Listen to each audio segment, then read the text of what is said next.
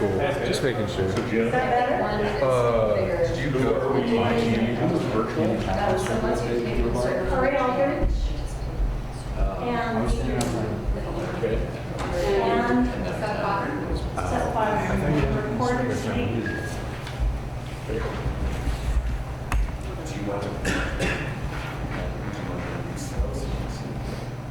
Okay. I think we'll just go ahead and get started. Get ready now. Good social distancing, everybody. Thank you so much for being here. We're kind of spread out, but I think you can tell who's going to be talking. I'm going to introduce Marion and Commissioner Josh Slotnick, who are going to welcome and make some remarks, and then we will run through the agenda. Ann and I, as co-directors of the Joint Information Center connected with this pandemic, just wanted to let you know that we're going to mellow out a little bit this weekend. We will not be sending out daily press briefings, but we're available, both of us, and we will send you news if we have actually new things to say. We're both available by phone on Monday. We will start back up with all of the information we've been sending you daily. So, Marion and Commissioner Slotnick. Thank you, Jenny, and thank you all for being here today. Thanks for the folks who were here for being here today. While we do have an agenda and folks are going to have some brief remarks, this was largely an opportunity to be available to you en masse for questions that you may have. We're happy to try to get out as much information as we can. We all have been asked to offer a highlight or two. We have been doing our best to over-communicate as we move through this process. The folks you see here and the folks who are with us virtually are in contact every day and cooperating and collaborating and solving problems. And it turns out in a pandemic there are lots of problems to be solved, some of which have been anticipated and some which just surprise you. And I can tell you that to a person we have problem solvers at all levels of our organizations, and those problems are being addressed with skill and speed and creativity.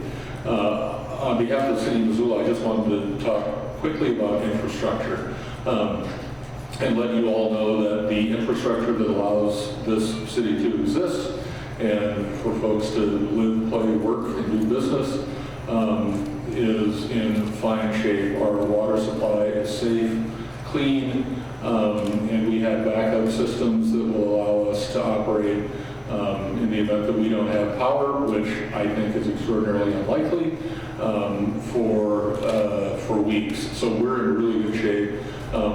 Most of our systems are redundant, and particularly our utility systems are redundant. So you can expect the services that you receive from the city to continue. There are going to be some small changes. On Monday, we will limit public access to City Hall to protect both the residents we serve and employees. That does not mean there won't be access to City Hall, but it will be limited, and we'll try to provide ways for you to do business either online through the U.S. Post Office or using the good old-fashioned telephone technology, which apparently still exists. So in terms of service delivery, there will be some changes, but those will be minor. All of our other systems, the ones that you count on day in and day out, police and fire in particular, will continue to roll along. And with that, I'm happy to turn it over to Commissioner Josh Slotnick. Thanks, Mr. Mayor. Thank you all to the media who are here.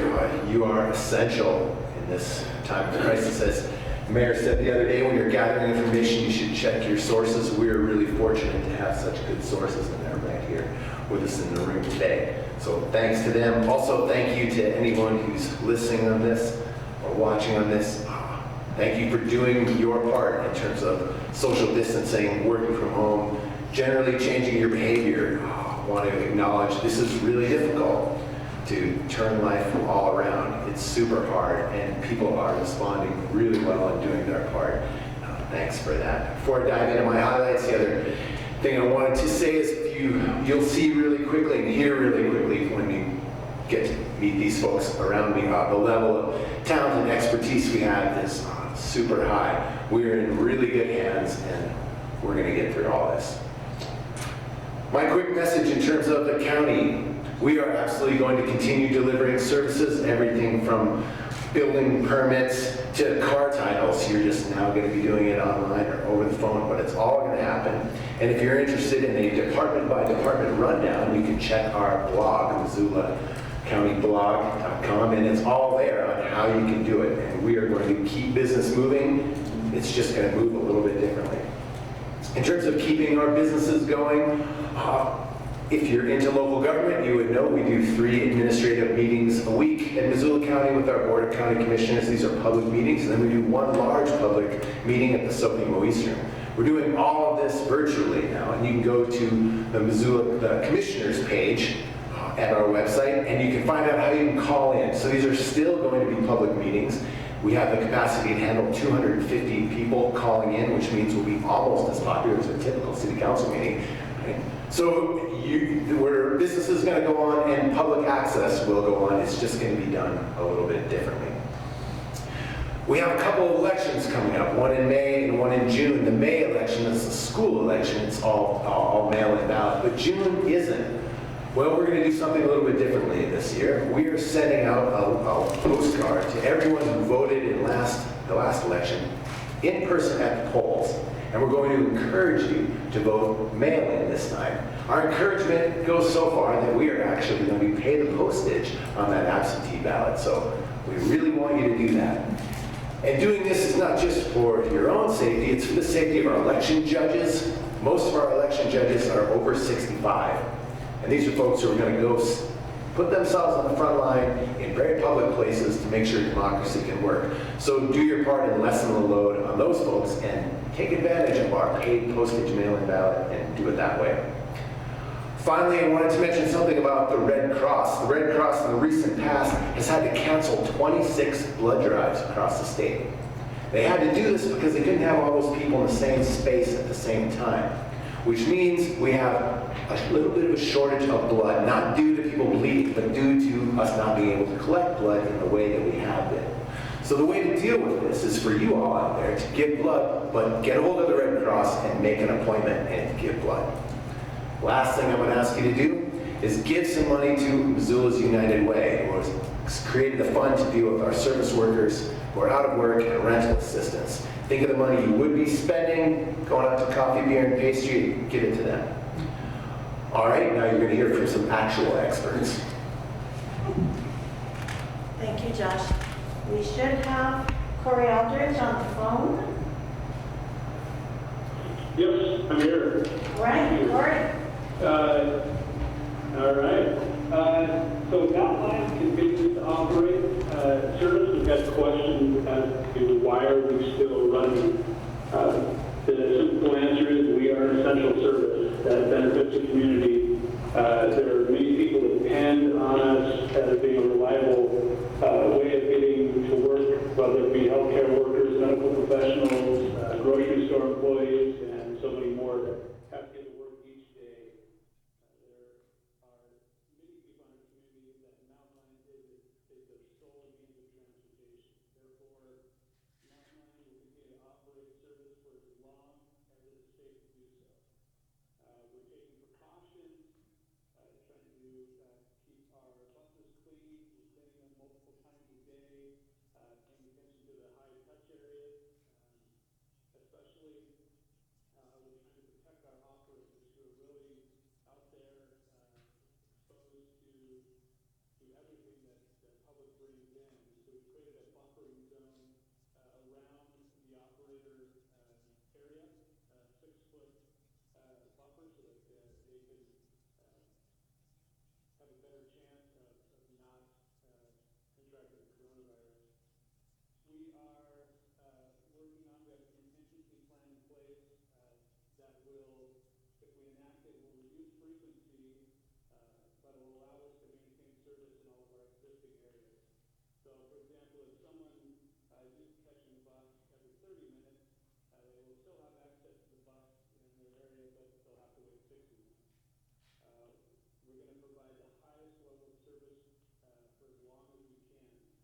We know the conditions are changing almost hourly. For that, we are going to be closing our transfer center lobby effective tomorrow to the public. Bus island and buses will still come into the transfer center, but the lobby will be closed. We have additional planning that's being done so we can respond to changing conditions. We'll continue to work closely with the city and county on coordinated response to the COVID-19 outbreak. And we'll continue to update our practice and recommendations as made by local and federal health agencies. We are updating our website and our social media constantly to keep the public informed of what we're doing. That's it. Thanks very much, Corey. Dean French from Community Medical Center. Hi, thank you. First of all, I'd just like to thank our healthcare workers in this community. They are working hard to ensure that our community is prepared to take care of all patients.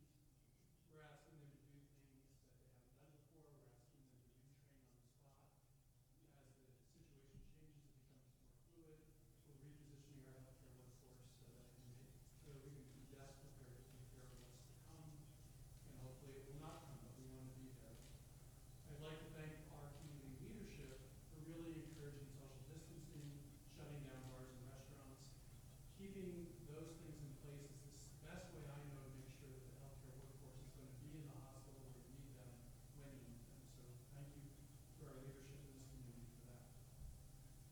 I'm also grateful in general for the Missoula and state of Montana leadership that we're seeing. Our city and county health department has been leading this event from the onset. It has to be fatiguing. I ask that we give them grace and space to get their jobs done. They've been remarkable throughout this, and the end is not in sight. So we need to be mindful about the burden that our city and county health department is under in managing this event. I'd also like to thank our healthcare partners, Providence St. Patrick, Partnership Health Center, Western Montana County, who have been great leaders and collaborators throughout this pandemic and planning for it. We've had interesting leadership pop up in unexpected places. The Missoula Economic Partnership has been facilitating conversations between our laboratory leaders and our biotechnology firms in town to try to see if there's ways that we can improve, extend, and expand testing for COVID-19 in our communities. While those plans aren't firm, the very effort that's going on is one of the things that makes Missoula a remarkable place to live and to work. In terms of preparedness, Community Medical Center has set up a separate COVID-19 unit with all airborne isolation rooms. We are in the process of planning and expanding so we have a secondary unit in case there is a larger surge. We've implemented our hospital command structure for 24/7 management of the crisis. And we're continually educating our staff on how they can minimize their risk of exposure and take care of our patients. Specifically, we've limited our entry points to our facility to just the front entrance for non-employees for the general public. We've completely implemented a no visitor policy to the facility. And we've limited our back entrance for our staff, volunteers, and medical staff. All of our staff are being screened for fever and symptoms prior to being allowed into the workplace. All of our patients are being screened prior to appointments in our community physicians group, 24 to 48 hours in advance. If they have symptoms, they are being redirected to one of our focused screening areas. Where possible, we are utilizing telemedicine to perform our routine doctor's visits for our community physician group, whether that's pulmonology, rheumatology, endocrinology, family medicine. We're trying to direct as much of that to a telemedicine platform as possible right now. We are directing all of our patients with symptoms to first call or visit one of our focused screening centers or call our nurse on call line, which is 327-4770, for guidance if you're not sure what to do. Dean, can I excuse you? I don't think your microphone is on for us. I'm not hearing anything. That was intentional. There you go. Thank you. We're asking you to call our nurse on call line at 327-4770 for guidance if you're unsure where to go.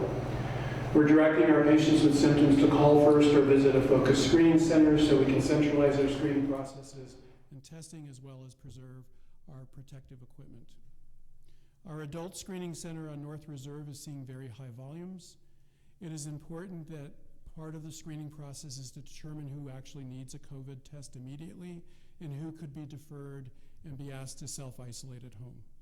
Testing resources are still limited, and we are following the clinical guidelines that we have at this time to determine who is appropriate for testing.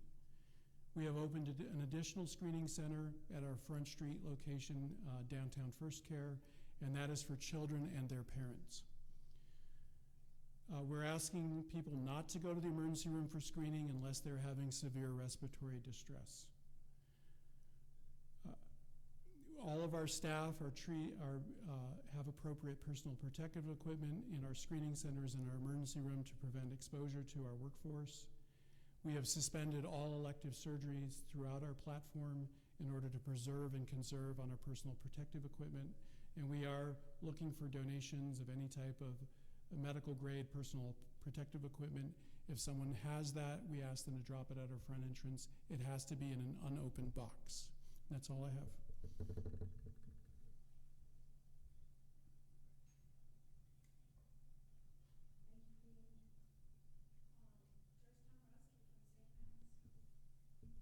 can turn that mic on. Good afternoon.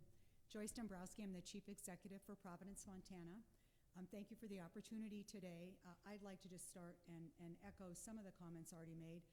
It's a privilege to serve in Missoula, and really it's a privilege to serve with individuals who are so focused on working together and creating what we think to be the best possible plan and surge for this county and this city.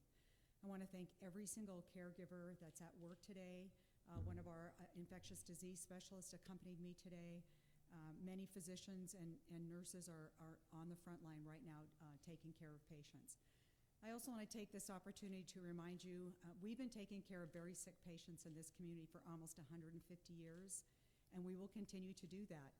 And even though this COVID-19 pandemic has really challenged us and had us look at innovative and creative ways, there are still individuals who are not part of that equation that we take care of very well every single day. And we're responsible for that, certainly, as well as working in the community. We're so concerned with the safety of our caregivers and our patients. It is our #1 priority. And our goal is to make sure that we're appropriately conserving personal protective equipment. And you heard Dr. French mention that. It really has been what we have been focused on for the last week, if not 2 weeks, the conservation of personal protective equipment. That has led us to be consistent in terms of eliminating elective surgeries, elective tests, really challenging ourselves to put ourselves in the best position for what we know to be a surge that will be coming at a point that we honestly can't identify. And in addition, we're continuing to look for, again, donations, but really what's the creativity and innovation of this community to help us think about healthcare differently, to help us be better leaders in healthcare, and to really, I say, embrace and be prepared. It is so important for us at Providence, and I know for all of us as healthcare leaders, for our community to understand that we are prepared. We're preparing every single day with the nuances of each new piece of information we learn. We want you to have the confidence in us, and we will be here for you. That's all I have. Thank you, Joyce. Dr. Josh Christensen, also from Providence.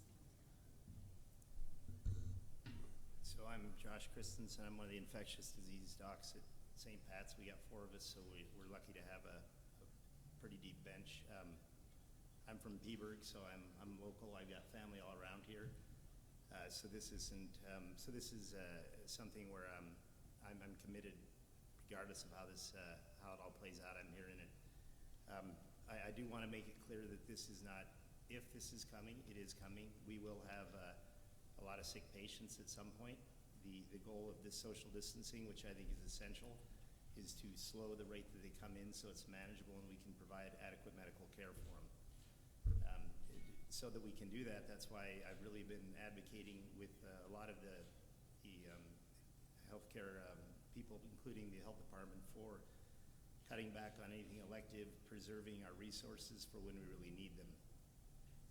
There's a group of infectious disease docs throughout the state loosely called the Montana ID Network.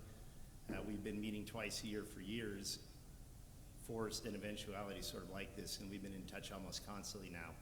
And also roped in with that is the health department, the state health department. This pandemic is something that to some extent we've been preparing for years. When H1N1 came up over a decade ago, and then with Ebola, we've been basically setting up and renewing protocols for that.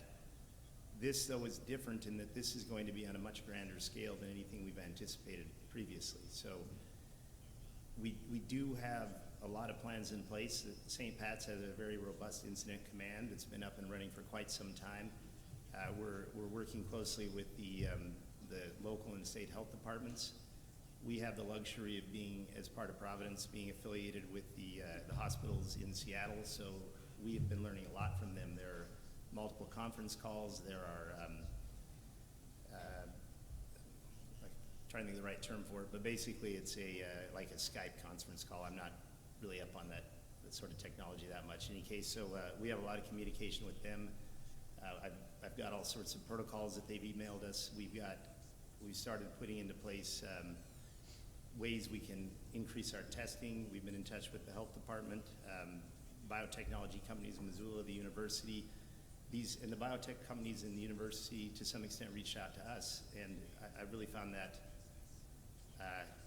helpful, and it's also improved my morale, I'll put it that way. People are taking this seriously, and they're paying attention, and we're working together on this. Les Whitney, who's ID over community, I talk to him almost every day. If I don't talk to him, I text him. We've been in close touch over this. We're looking into prophylactic treatments, so if someone is exposed, there may be medications you can give them to reduce their risk. This is all clinical trials. These are studies. There's nothing guaranteed to work, but we're looking into it. Clinical trials for medications that might help someone who's critically ill or even moderately ill from the disease. There's a lot of new developments, and we're staying on top of it. The 3 ID colleagues and me have, to some extent, divided up the workload, and we're really aggressively trying to stay on top of this. This is going to be, I think, I'll be honest, a life-changing event for all of us. I think ultimately we're going to, as a state and as a nation, be okay, but it's going to be a rough, potentially prolonged period that we're dealing with this. I honestly am not losing sleep over it. I think we'll ultimately come through it, but we've got to keep prepared, and we've got to be really aware of the importance of social distancing. I think the governor's call to shut down the bars and so forth was the right move. I really do, and I think that was a bold move, but it was the right thing to do. We really need to encourage social distancing. It does us no good to throw everyone out of the bars if they're sitting around the parks drinking out of growlers. We got to keep people moved apart to reduce the risk of spread. This illness, this disease is very hard on the elderly and people that are chronically ill. So part of this is to protect them. But young people can get sick too. Generally they get through it okay, but there's no guarantees. So this is something we just really need to be aware of. And the way we protect the population as a whole is we minimize or reduce the rate of transmission of this virus as much as we can. So social distancing is essential. If we're able to slow it down, we're not going to be the next Italy. We're not going to have the 8% mortality that they're having. Now, that number is a little hard to pin down because I think they're at a point they're only testing the really sick people, so the mortality rate's probably nowhere near that high, a fraction of that probably, maybe 1% or less. But in the United States right now, I think we're around maybe 1.3% based on our available testing. But these are hard projections to make because our testing is so limited. We really don't have a full idea of what's happening, so I think we really have to prepare for the worst and hope for the best. I think with the partnering we're doing and being a somewhat more rural state, ultimately we'll come through this, but it ain't going to be easy, nor will it be over quickly.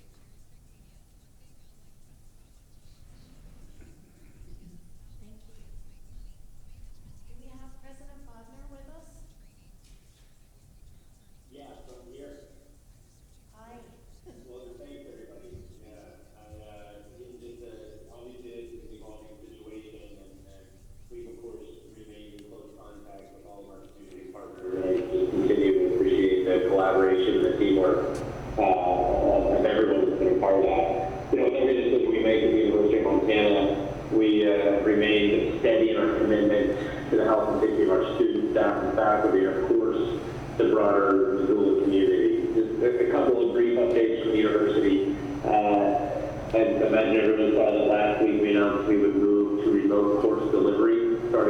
23rd after spring break. We announced earlier this week that we will actually continue with remote delivery through the rest of spring semester. Our professors are hard at work right now preparing for that transition. They're in contact with students with information on each of their courses.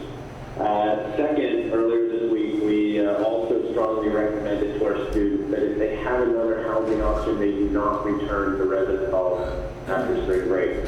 To Dr. Christensen's point about social distancing and the importance of that, it's of course difficult to do that in a crowded residence hall. So we strongly recommended students in residence halls to not return. We're of course going to work with any and all students for whom this causes a hardship and have a timely process for move out so families are not overburdened. But we do understand, and it's important to note that for some of our students that can't visit their home, and that's okay. We're going to continue to work with local health officials to ensure that we continue to provide the best accommodations possible for those students in our residence halls. It may mean that some students have to change residences as we consolidate services and enact appropriate social distancing measures. But students that need it will have a home with us through the end of the semester. We've also encouraged students who live off campus to encourage to continue their studies in a location where social distancing is most feasible. For some, that may be here in Missoula, for others that may be back in their hometown. And we encourage our students to consult with loved ones to determine what's best for them. But as Corey mentioned with regard to online, the university also has a duty to provide essential services for our students. So we will continue to provide student-focused services on campus over the coming weeks, but on a modified and much more limited basis. As you've seen, in accordance with county guidance, our campus rec facility remains closed. Our libraries are closed to patron visits, but with selected services from the Mansfield Library available on an appointment-only basis. Dining services are significantly consolidated, limited to grab-and-go models. Our Prairie Health Center, of course, remains operational. But we, at the same time, are shifting many of our resources and services, like advising, like counseling, available online, and in some cases over the phone to serve our students. At the same time that we're working to protect the health and safety of our community, we're also continuing to work tirelessly to enable our students to make continued progress in their academic programs. This is, as you can imagine, a challenge, but I've been really proud of the way our team has stepped up and to meet student needs here. And in some cases, specifically some of our training programs around the health professions at Missoula College, we're actually working at the request of community leaders to accelerate program completion for some of those health service workers to meet some anticipated and currently existing needs in our community. A key task for all of us is continue to keep our students engaged. I shared with our students earlier this week, our UM family is scattered around the state and around the world, but we remain united by that fierce spirit within the heart of every Grizzly. And over the coming days, we're going to be working creatively to help our students stay connected to our community, to each other. It's a very important thing that we watch out for the health and safety, but also addressing some of the mental health challenges that come about and dealing with situations and change of this magnitude. So we're working really hard on that front. And just to share finally, we have our UM website. Those of you who have specific questions about the University of Montana, we have a COVID-specific website set up. It's www.umt.edu/coronavirus, and also an information line for university-specific questions at 406-243-INFO. Again, 406-243-INFO. Thanks, everybody. Thank you. I'd like to introduce now Cindy Farr from the Missoula City County Health.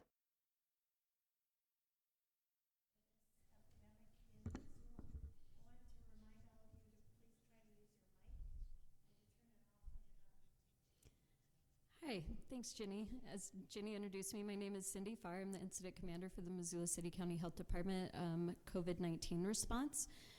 First off, I just want to say thank you to everyone in this room for being here today and for all of the hard work that you all have done over the last several weeks trying to prepare for this and working very closely with us to make sure that we're all on the same page and helping each other as best that we can. I also want to say thank you to our Missoula community.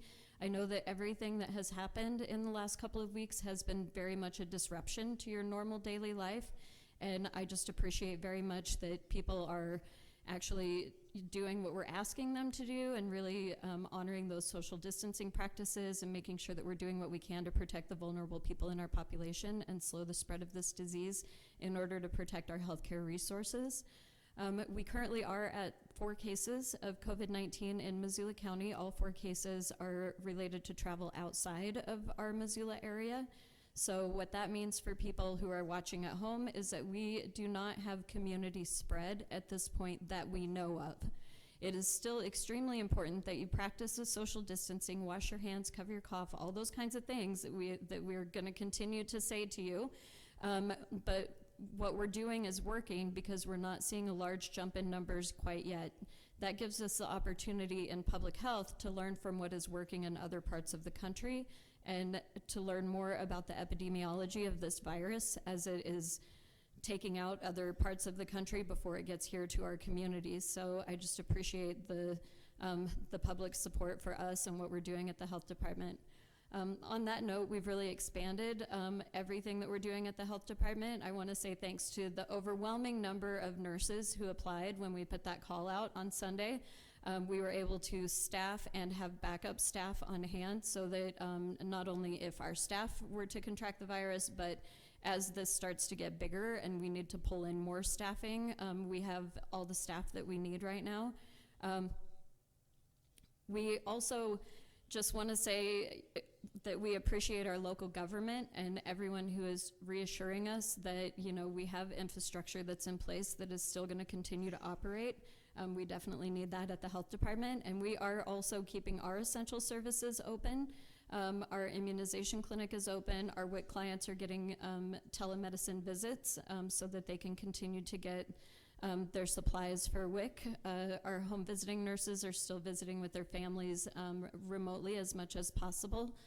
So if you still need those services, they're still available. Everything in environmental health for permitting and inspections and all of that is also still happening while we've got this response going on in the background.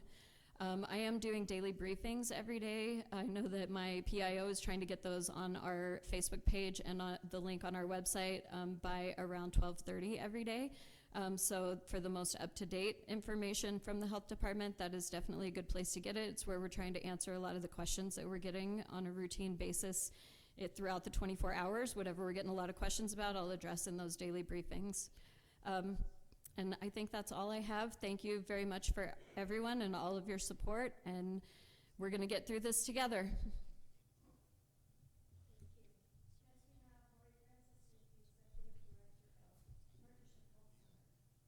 Hi, it's good to be here, and it's good to sit in this room with all of you. I think the public may know this, but we work together all the time in this room, and as I look at the hospital representatives, we have healthcare people, we have nurses and doctors in the room running organizations, and we didn't just start working together today, but have worked together weekly. So, and then with our county officials and the mayor, health department, we are already in groups, so to mobilize has been not easy, but certainly cohesive and collaborative. And I would say the same with the federal government, actually. For us as a federally qualified health center, and also the state government has been very involved in what's going on in our communities. And I feel like we are as well supported as any time in my past. So I just really feel honored to be working with all of you and in this community. And as Cindy said, we've had great community response. So thank you all. Partnership Health Center does serve about 15% of the population in Missoula County and also in Mineral County. We've had an incredible response on our staff. Part of, as you heard from the other healthcare entities, our first goal is to protect staff. We've been doing that well, putting people off-site, putting people in remote locations who are at higher risk. And then we also have altered a number of our services. We're still available to all our patients. We offer medical, dental, behavioral health care, and pharmacy services.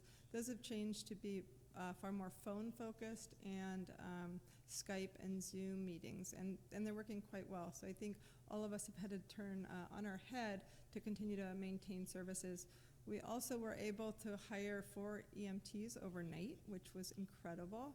We brought on a couple short-term janitors who have been really helpful, so we're wiping down surfaces much more actively than we already were.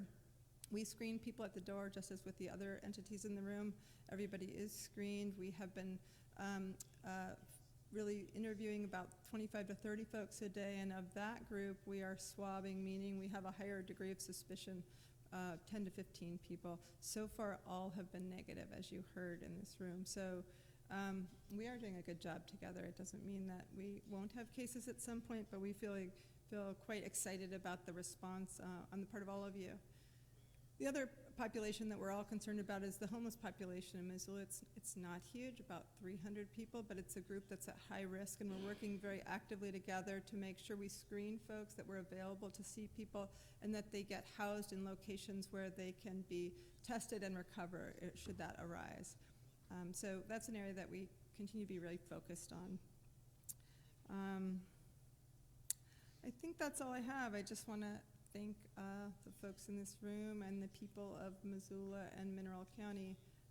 Our Sealy site is doing the same thing. It's the only healthcare in Sealy and responding similarly. So thank you all.